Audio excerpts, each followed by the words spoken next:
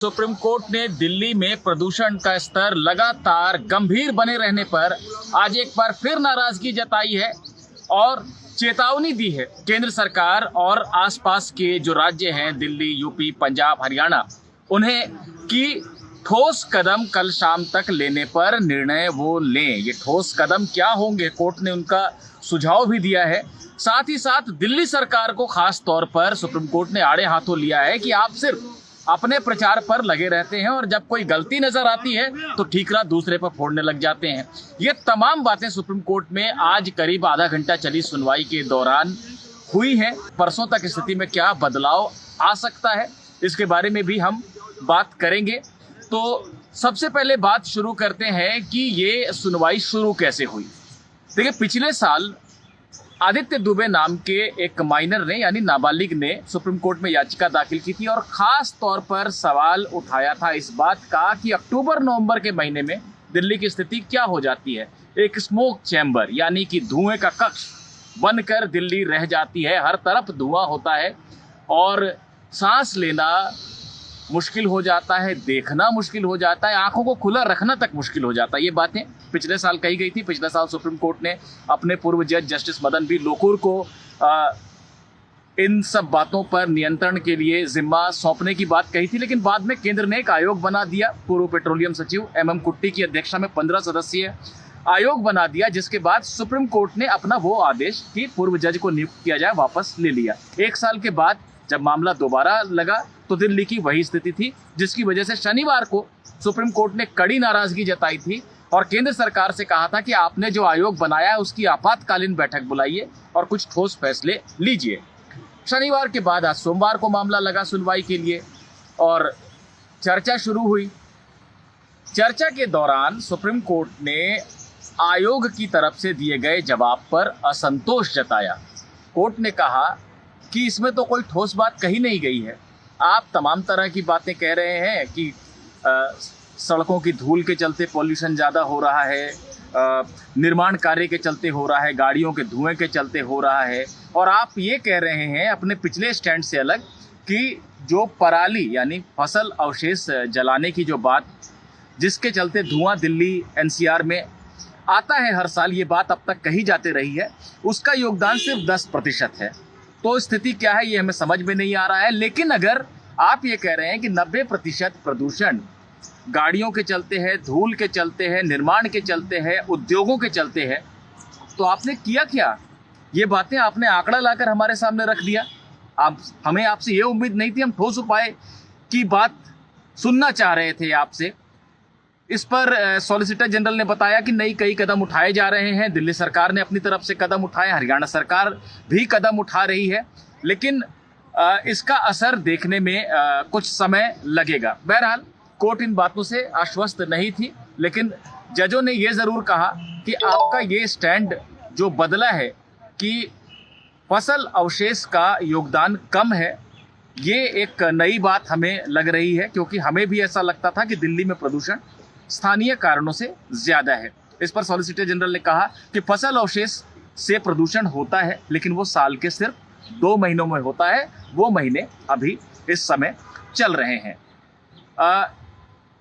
इसके बाद supreme court ने एक एक कर जो है राज्यों से पूछना शुरू किया कि उन्होंने क्या किया है। दिल्ली सरकार के वकील ने जो हलफनामा था उनका वो सामने रखा और कुछ उपाय बताए कि वर्क फ्रॉम होम के लिए कहा जा रहा है, कर्मचारियों को स्कूल बंद करवाए गए हैं, इस तरह की कुछ बातें उन्होंने कही। हरियाणा की तरफ से भी सॉलिसिटर जनरल ने ही बताया कि इसी तरह के मिलते जुलते उपाय हरियाणा भी ले रहा है। बहरहाल सुप्रीम कोर्ट ने जब दिल्ली सरकार का हलफनामा देखा तो तीनों जजों ने, चीफ जस्टिस NV रमना ने, जस्टिस चंद्रचूड़ ने और जस्टिस सूर्यकांत ने एक स्वर में कहा कि आपका हलफनामा क्या कहता है। आपका हलफनामा ये कहता है कि जो गलती है वो पंजाब और हरियाणा के किसानों की है और यूपी के किसानों की है, यानी आप सारा का सारा ठीकरा किसानों के ऊपर फोड़ना चाहते हैं और अपनी जिम्मेदारी नहीं लेना चाहते। इस पर दिल्ली सरकार के वकील राहुल मेहरा रक्षात्मक मुद्रा में आ गए। उन्होंने कहा नहीं ऐसा नहीं है, हम बाकी कारणों पर भी काम कर रहे हैं। इसके बाद राहुल मेहरा ने ये कह दिया कि MCD के पास भी, यानी कि दिल्ली नगर निगम के पास भी दिल्ली का एक बड़ा हिस्सा है और सुप्रीम कोर्ट को उनसे भी हलफनामा लेना चाहिए, क्योंकि उनकी भी जिम्मेदारी बनती है। ये सुनते ही चीफ जस्टिस एनवी रमन्ना बहुत बुरी तरह से नाराज हो गए। जस्टिस सूर्यकांत ने भी इतनी ही नाराजगी जताई जो बेंच के दूसरे सदस्य थे। हालांकि इस दौरान जस्टिस चंद्रचूड़ थोड़े शांत बने रहे। जस्टिस सूर्यकांत ने कहा कि अच्छा, आप किसानों के बाद आप एमसीडी पर आ गए, यानी उनके ऊपर ठीकरा फोड़ना शुरू कर दिया। आपकी कभी कोई जिम्मेदारी नहीं बनती। अगर आपका रवैया यही है कि हमारी तो कोई जिम्मेदारी नहीं है, सिर्फ हमारी वाहवाही में हमारा हिस्सा है, तो हम एक काम करते हैं, हम एक ऑडिट का आदेश दे देते हैं कि दिल्ली को कितना राजस्व मिलता है, दिल्ली सरकार के पास पैसे कितने आते हैं और उन पैसों का इस्तेमाल कैसे होता है, कितना हिस्सा है राजस्व का जिसका इस्तेमाल दिल्ली सरकार सिर्फ अपनी वाहवाही वाले प्रचार में कर रही है। यहाँ वहाँ टीवी पर, अखबारों में अपने विज्ञापन चला रही है और वाहवाही ले रही है, और जब काम का जिम्मा आता है तो उसका ठीकरा दूसरों पर फोड़ना आप शुरू कर देते हैं। दिल्ली सरकार के वकील पूरी तरह से निरुत्तर हो गए इस बात पर। ऐसे में सॉलिसिटर जनरल तुषार मेहता जो केंद्र के लिए पेश हुए थे, उन्होंने बात को संभालने की कोशिश की। उन्होंने कहा नहीं, सभी सरकारें अपना अपना काम कर रही हैं और ये समस्या जो है कुछ भौगोलिक भी कारण है जिसके चलते इन महीनों में समस्या गंभीर हो जाती है। सुप्रीम कोर्ट ने इसके बाद बात को छोड़ दिया। यहीं पर बात इस बात पर आई कि जो उपाय अपनाए जा रहे हैं अभी तक, जो बातें कही गई, जैसे केंद्र का जो हलफनामा है, जो आयोग का जो हलफनामा है, वो कहता है कि सड़क में उठने वाली धूल सबसे बड़ी वजह है प्रदूषण की, इसलिए सड़क की सफाई वाली मशीन का इस्तेमाल होना चाहिए।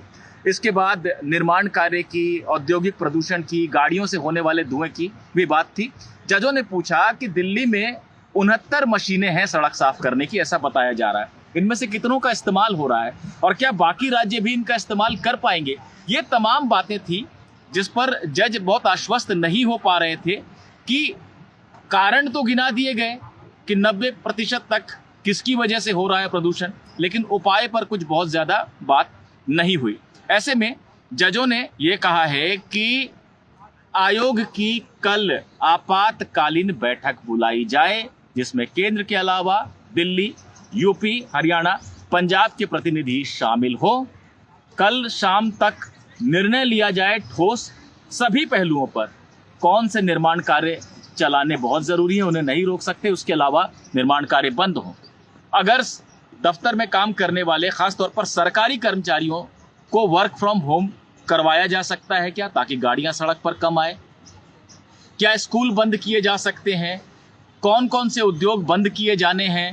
क्या सड़कों पर गाड़ियों को बंद कर देना है अगले 2-3 दिनों के लिए, यानी कि लॉकडाउन जैसी स्थिति क्या रहेगी, या सड़क से गाड़ियों को रोका जाएगा?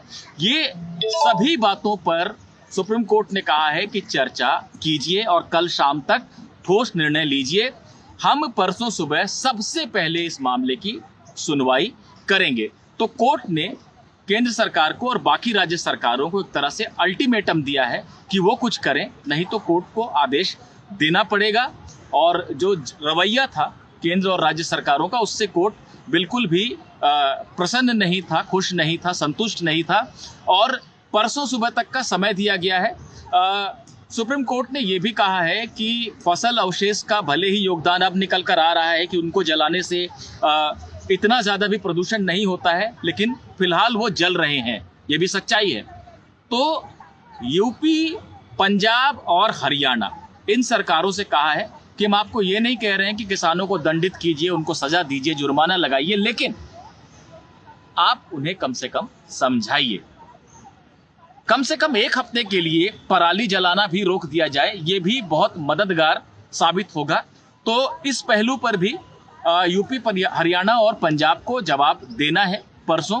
तो परसों सुबह पहला मामला यही होगा, दिल्ली से प्रदूषण, दिल्ली एनसीआर के प्रदूषण से जुड़ा हुआ। सुनवाई के दौरान दिल्ली सरकार ने यह भी कहा कि हम लॉकडाउन लगाने को तैयार हैं, लेकिन जो आसपास के शहर हैं, जो हरियाणा और यूपी के शहर हैं, अगर उनमें लॉकडाउन नहीं लगेगा तो कोई फायदा नहीं होगा। कोर्ट ने कहा ठीक है, आयोग इस पर भी बात कर सकता है और आयोग को ये देखना है कि क्या ऐसा कोई उपाय अपनाया जाना है। तो सुनवाई अब परसों होगी और परसों सुबह 10:30 बजे सबसे पहले इसी मामले को सुप्रीम कोर्ट सुनेगा। इस वीडियो में, इस रिपोर्ट में बस इतना ही।